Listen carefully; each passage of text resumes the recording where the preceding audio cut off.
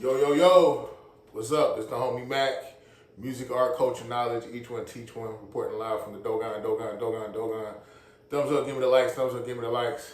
Yeah, so I got injured not too long ago, fairly recently, and my neck and my back and my head feel kind of. I'm in pain. So if my movements seem a little weird, that's why I am healing. I am doing better, but I want to do something, besides just sleep because I take medicine for it and it pretty much knocks me out or makes me drowsy. So I want to do something besides just sleeping all day. So that's why I'm doing this Mackin' with Mac book review series. I will be reviewing the graphic novel Absolute Superman, Last Dust of Krypton. See it? Last Dust of Krypton. So yeah, basically, this is not your father's Superman. I know y'all like my shirt, People Superman shirt. But yeah, this is not your father's Superman. And this Superman, the S, House of L, I believe it's the House of L, but the S on Superman's chest actually speaks to a workers guild. So it's a class, that they live in a class society, and the S symbolizes the workers guild, the working class people. And honestly, a lot of them are looked down upon in the social hierarchy. There's a group of scientists, elitists. They are the ones that have the majority of the resources. As Karl Marx would say, they are the proletariat. The workers guild, people with the S on their chest. See it? People with the S on their chest. They are the workers guild. Again, they're on the bottom rung of society and on the planet Krypton. There's a lot of differences in this book. The origin story is different. I'm not going to give y'all all the details, but I'm going to give you some details. Absolute Superman, let's see. Last Dust of Krypton. It was written by Jason Aaron. The artists were Rafa Sandoval, Carmine Di Giandomenico. The colorist was Ulysses Areola. And the letterer is Becca Carey. Collection cover artists Rafael Sandoval and Ulysses Areola. I like the art. The colors are very rich. The designs, the actual crafting, the artwork is really good. I had no issues with that. You know what I'm saying? No issues with it. Again, the stories are different. Basically, Krypton is about to implode. There's about to be a natural disaster that's going to occur, and the science guild, the elites, they're pretty much keeping it on the low. But Superman's parents, who are both brilliant, they both worked within hard science and mathematics. They were trying to hold the science guild accountable. Like, hey, you can't just let all this stuff go on and you'll have people, dying. This Krypton is essentially dying and people are going to die with it. And so Superman's father was silenced. The thing that's really dope about this Superman is, again, it outlines class struggle, elitism, proletariat, bourgeoisie, lumpen proletariat.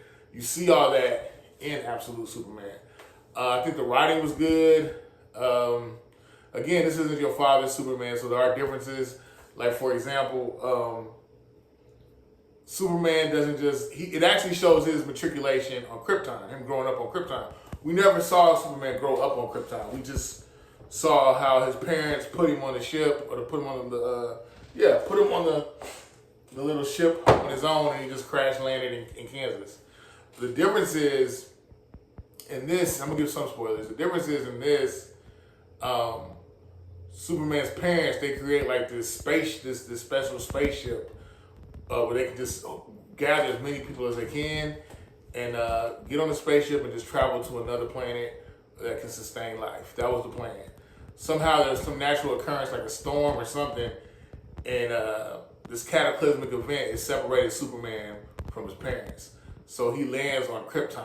He lands on Earth. Run of the mill. He's introduced to he meets his parents in Kansas. The thing that's really interesting is Um, in a lot of ways, Superman is, well, they say an artist is the story of their time. So the writer, Jason Aaron, Raphael, the artist Raphael Sandoval and Ulysses Ariala, they are using their gifts to tell the story of our time, but they correlate it. I mean, I feel like it's symbolic. Like this is not Earth is not a place where Superman actually dwells, but the class struggle that he incurs on Krypton, it exists here in the world. So that was a parallel. I think that the art, the writing, it speaks to a lot of the culture wars and social dynamics that go on in America to this day. And not just America, but the world over. Let's see, Superman it's interesting because, like I said, this is not your father's Superman.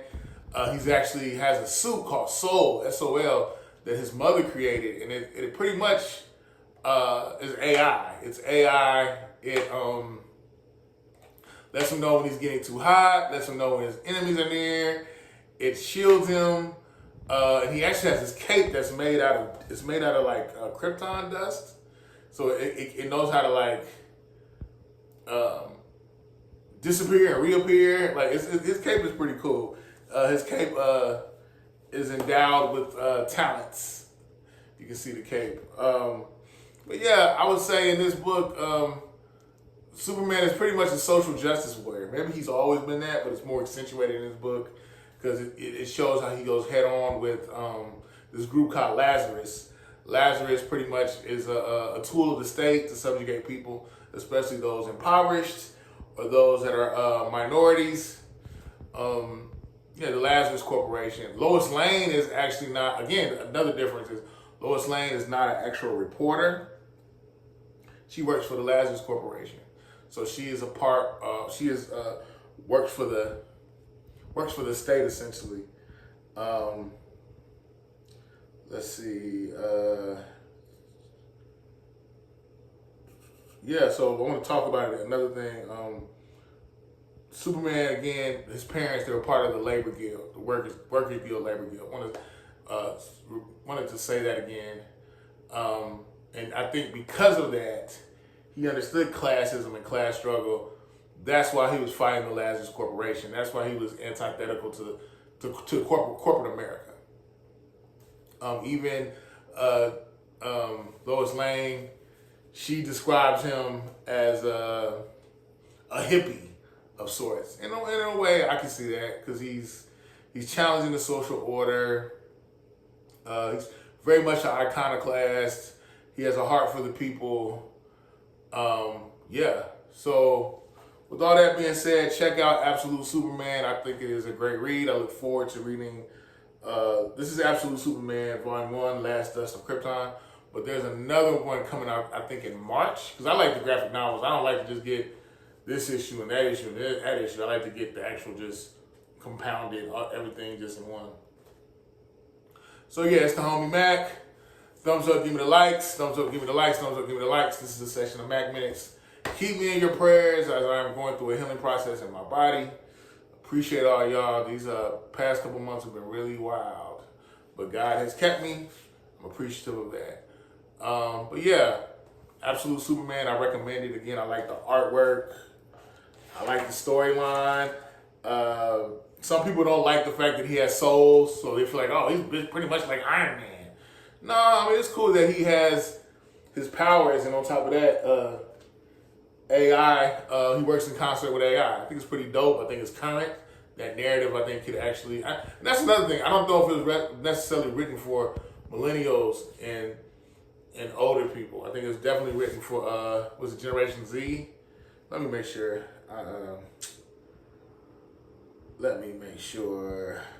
Is it Generation Z?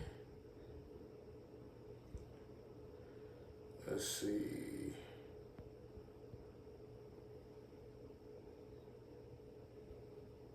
Yeah, this is written for Generation Z. So Generation Z is comprised of the demographic born between 1997 and 2012. So they grew up in a tech era.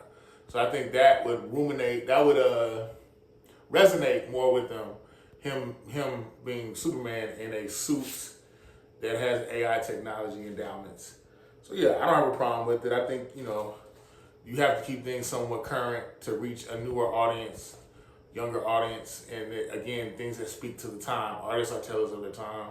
So there are elements of things that are contemporary in society that are spoken to in this graphic novel. Thumbs up, give me the likes, thumbs up, give me the likes. Like, share, comment, subscribe. Subscribe to the YouTube channel 82 Kings.